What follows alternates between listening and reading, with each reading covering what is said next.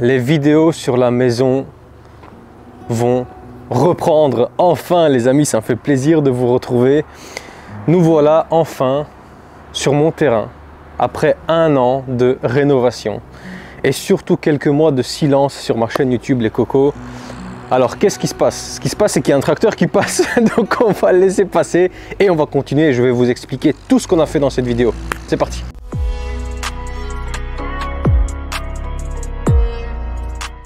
Les cocos. Bon, c'est toujours compliqué de reprendre quand... J'ai envie de tout arrêter. Bon, les cocos. Attends. Les cocos, ça fait toujours un peu bizarre de reprendre après un long temps d'arrêt. Je ne sais pas par quoi commencer, je ne sais pas comment englober toute l'histoire pour vous expliquer ce qui s'est passé durant ces petits mois. Mais en gros, je vais être quand même assez brut dans mon explication. Donc, primo, j'ai eu énormément de travail, travail dans ma vie d'artisan, d'accord, et pas dans ma vie de, entre guillemets, influenceur. Donc ça, quand on fait tout soi-même, quand on filme, quand on fait les montages, quand on fait tout ce qu'on fait nous en tant qu'influenceur du bâtiment, en fait, dès qu'il y a un flux tendu dans le côté artisanal, dans le côté bâtiment, entrepreneur, on doit malheureusement, quand on n'a pas une équipe comme certains, et grand bien leur face, mais moi j'ai pas, je fais tout seul, eh bien je dois freiner la cadence internet pour me focaliser sur la vraie vie, c'est-à-dire ma vie d'entrepreneur et d'artisan.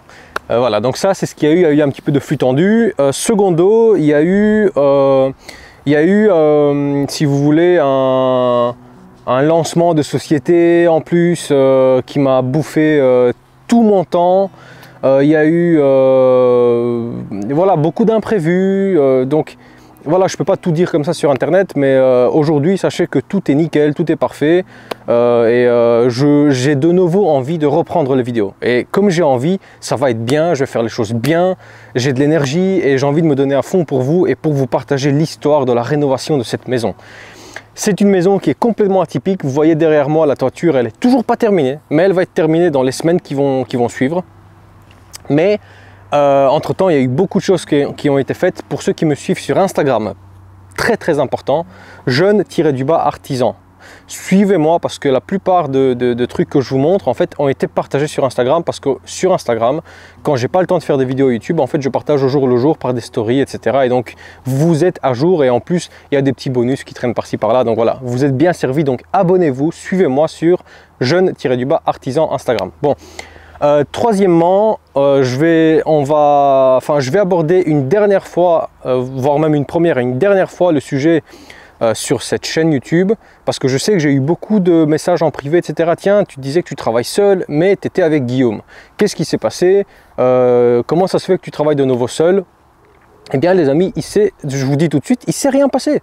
Il n'y a rien, vous savez, des fois dans le business, il y a comme ça des gens qui viennent, on travaille ensemble et puis les chemins dans la vie se divisent pour X et Y raison et tout va bien, tu vois.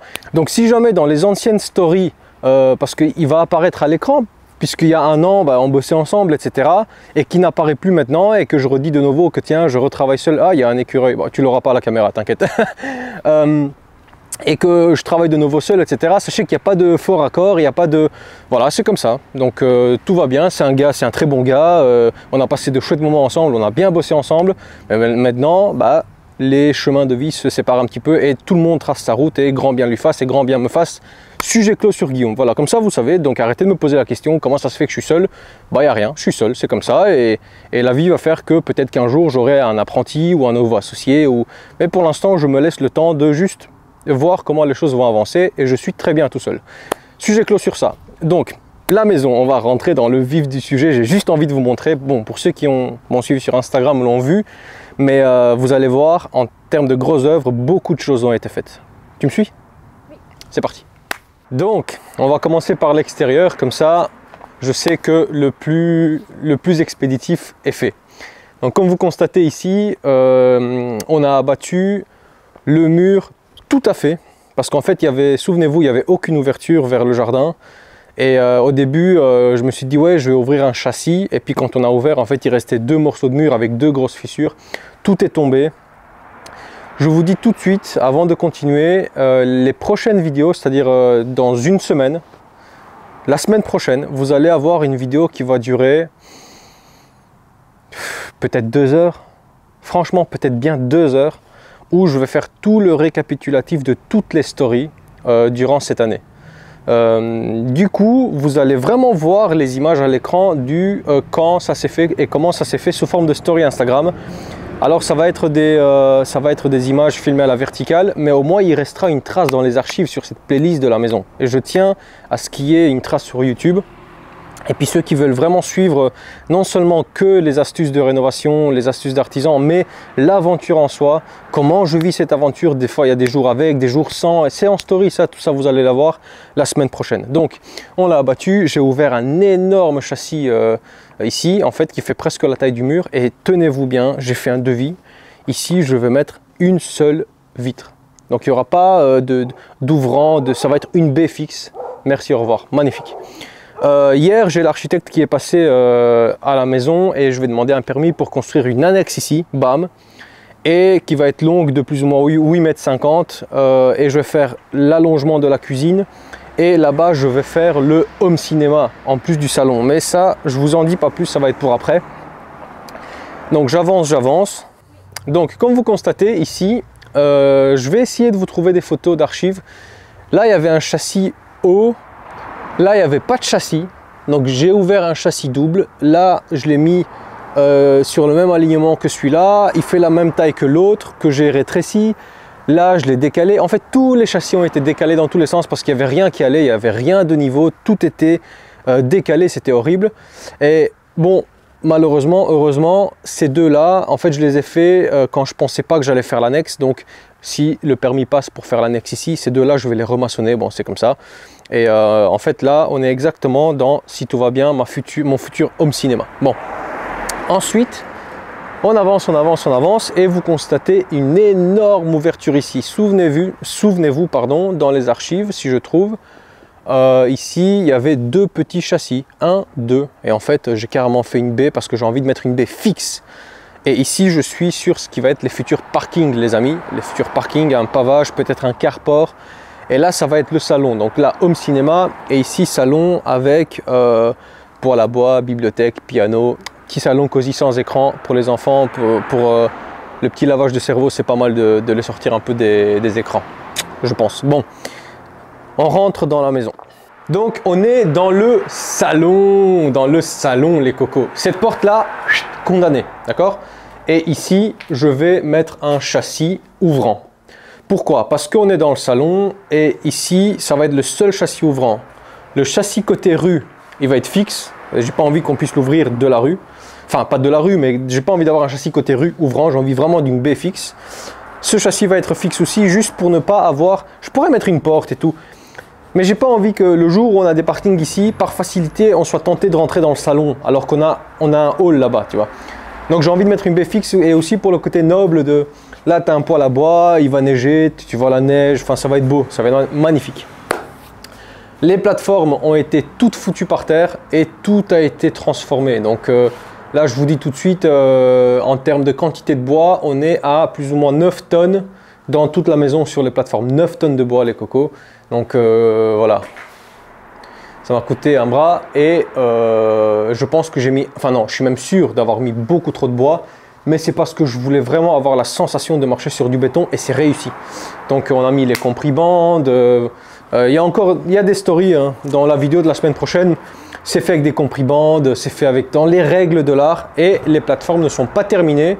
Il faut moi j'appelle ça contreficher, tu vois, c'est avec les morceaux de bois que tu viens mettre entre les traverses, bam bam bam bam, et tu viens vraiment à ce moment-là faire un renfort en 3D et ça va devenir un truc, un monobloc picobello, tu vois. Bon, on avance, tu vois, il me reste encore des linteaux. Ici, il y avait une porte, tu vois, qui était là, comme ça.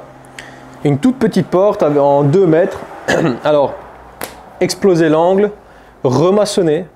Et j'ai fait une ouverture qui est quand même beaucoup plus noble, avec le renfort dans l'angle ici en béton. Et surtout, linteau, bam, bam, bam, bam, bam, bam. 4 petits, parce que on met jamais... Enfin, si, on peut le faire. Mais quand tu travailles seul, bon, de temps en temps, il y a des amis qui viennent me donner un petit coup de main, mais c'est principalement seul.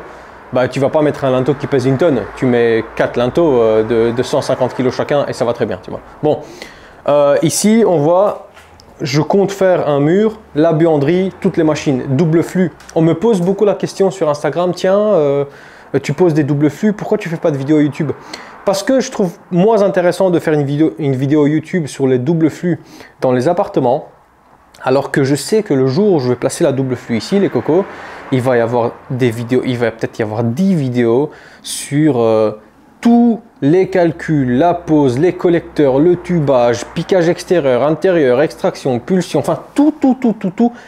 Et j'ai envie de garder cette playlist pour la maison, en plus que sur la VMC, je vais mettre aussi un module Airco, qui va souffler de l'airco dans la VMC. Donc ça va être Picobello, chaudière, adoucisseur,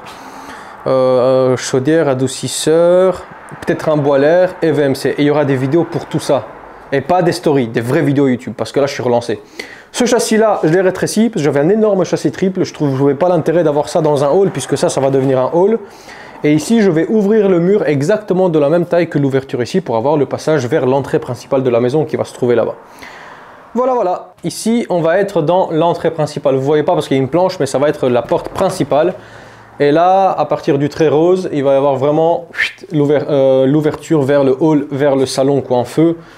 Et ici, on est dans un hall. La porte là va être maçonnée. Et ici, on va avoir la salle de douche du rez-de-chaussée. La salle de douche, pourquoi? Parce que vous savez, je suis dans le bâtiment. Des fois, j'arrive, je suis tout poussiéreux. Il faut que ce soit proche de l'entrée. Je rentre, hop, je mets mes vêtements, je prends ma douche et je suis prêt à rester dans la maison. Donc la douche va faire hop, et ici une petite cloison, et ici la toilette du rez-de-chaussée. Toujours pratique, tu rentres, même pour les invités, il va y avoir une porte là, donc en fait il y a des portes partout, il y a de l'intimité, donc je peux mettre une toilette ici. Voilà la fameuse cuisine avec l'énorme ouverture. Regardez-moi comment c'est picobello. Bon, il y a encore des énormes tas de terre parce que je décaisse dans tous les sens avec la mini-pelle. Mais ça va être beaucoup plus noble. Et imaginez-vous que cet espace ici, en fait, il va doubler. Si le permis passe à la commune et que je fais l'annexe, l'espace ici va doubler en longueur. Et là, on va avoir en fait 40 mètres carrés dans la cuisine, quoi. Pouah, îlot central. Mais vous imaginez, mais les vidéos que je vais vous préparer sur cette chaîne, les cocos, tenez-vous prêts parce que là, je suis relancé. Il y avait une pause parce que j'en avais besoin. Mais là, j'ai la patate, quoi. Bon, l'étage, en fait... j'ai explosé le mur en fait qui montait de là à là et je l'ai ceinturé, donc avec ceinture en béton, ferraille, tout ce que tu veux. Et ici, tout ça, ça va être une vitre. Je l'ai peut-être dit, je l'ai sûrement dit, mais je le redis.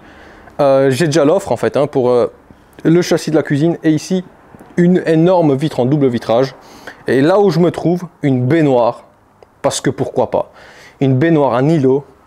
Puisqu'ici on se trouve dans la suite parentale. Donc baignoire, double lit, voilà, tout ce qu'on fait en tant que parent. Donc ici on se trouve dans les 2 petites chambres des enfants. Alors, tu vois, là il y avait un mur en briques, un énorme mur en briques.